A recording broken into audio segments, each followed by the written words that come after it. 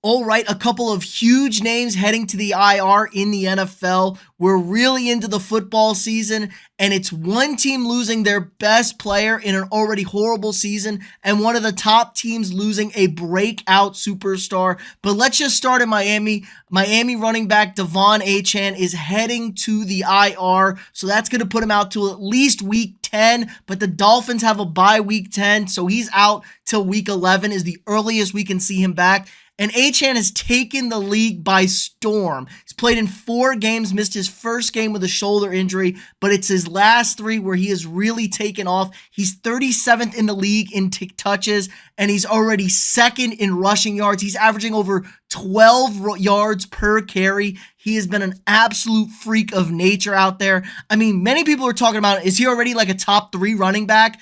At the worst in the NFL, he's been electric, and this has been a Dolphins offense that has been humming. Now, they had a little bit of hiccup against the Buffalo Bills in Buffalo in their division, but other than that, they've been shattering offensive record after offensive record. Now, you gotta love head coach Mike McDaniel. He's always an optimist, and he's always got the right answer. They asked him about his offense, and he said, yeah, that was our goal in the offseason, to break the Week 5 offensive records. So he knows that there's a bigger plan in here.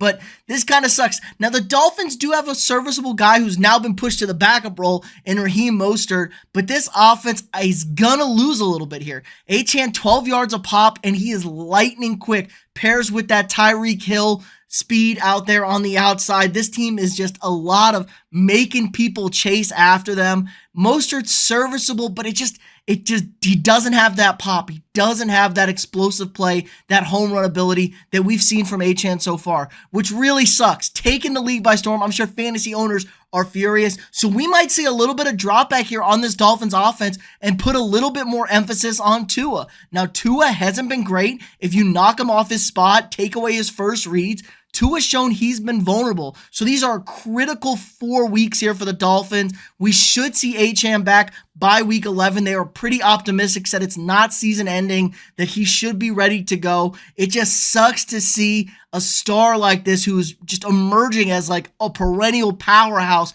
in the NFL go down so quickly. But he's a smaller guy. He's a $188 listed, probably a little bit smaller than that. And that's what happens. This is a grown-ass man's league. You get beat up. So besides losing Achane for the IR, the biggest of blows to my Minnesota Vikings, Justin Jefferson heading to the IR and with a hamstring injury. And this is bad stuff. Now, head coach Kevin O'Connell did come out today and talk about how he doesn't expect it to be season ending. But unlike the Dolphins, who are sitting at 4-1, sitting pretty, the Vikings are just a measly 1-4. Now, they had the hard part of their schedule pretty much through with. They still got San Francisco on Monday night in 2 weeks, but it was a pretty gauntlet start of a schedule, minus Tampa Bay and minus Carolina, which they beat Carolina, and they probably should have beat Tampa Bay, but Tampa Bay is not as bad as we thought it is. Chargers, Eagles, Chiefs, those are juggernaut-type teams. This is a huge blow. Now, there are weapons on this Vikings team. We got Jordan Addison, the first-round rookie who's had a very strong start to his career, has 3 touchdowns on the season already. KJ Wright has had a down year. TJ Hawkinson really needs to step up, a massive contract signing, and he's been kind of nowhere to be found through this season. A lot of drop passes, but this is a Viking team that's just like completely inept, and the wheels are starting to fall off, and the question is, do they even bring Justin Jefferson back? They couldn't agree to a contract extension this offseason. They offered him an insane amount of money, but it seems like he wants Kirk Cousins to be back at the quarterback, and the new regime is not interested in bringing back Cousins. So we could go full circle here where Stephon Diggs allegedly wanted out on the Vikings because of Kirk Cousins, and Jefferson's going to want out on the Vikings because he wants to stay with Kirk Cousins. Just a really weird situation here, but they got the Bears in Chicago this week. If they lose that game, we could see a fire sale of epic proportions, especially with the quarterbacks in this draft. Minnesota's new regime is going to want their guy. They haven't been awful for a good quarterback in a long, long time. I mean, almost ever. Last time they had a high pick, they picked at number 4. They had the 3rd pick, and they didn't take a quarterback because they didn't think they needed a quarterback. They clearly needed a quarterback.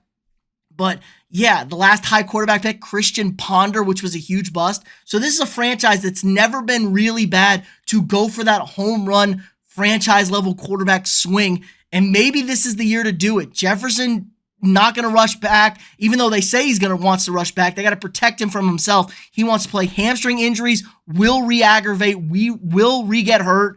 I'm thinking this is going to be a lot longer than week 10. I'm thinking week 13, 14, 15. Just depends how the season goes. Now, Jefferson's got the incentives. He's third in the league in receiving yards. He was averaging over 150 yards receiving through the first few games of the season. He's got all those young receiver records he wants to break. Most yards in the first 3 seasons, 4 seasons, 5 seasons, whatever. Before this age, before that. He's shattering all those records, and he wants those records. He's a guy that's hungry. He wants those records. Now, we could be on the precipice here of maybe the Vikings trade Jefferson. They totally hit the reset button, which I think would be a total disaster for this franchise. But yeah, 2 big superstars heading to the IR. Fantasy implications for everybody, but just as a global superstar for the NFL out. Let me know what you guys think in the comments below. How bad are these teams going to miss these 2 players? What are the moves to be made if you're looking to replace these guys? And is Jefferson going to come back for the Vikings, or could this be it for him? Let me know what you guys think in the comments below. Again, thanks for stopping by. Like this video. Subscribe to the channel if you're not already. Check out the memberships on this channel if you want to support the channel even more. Just some monthly memberships. You get some cool perks. Helps me keep making these awesome videos for you every single day. And we'll see y'all tomorrow.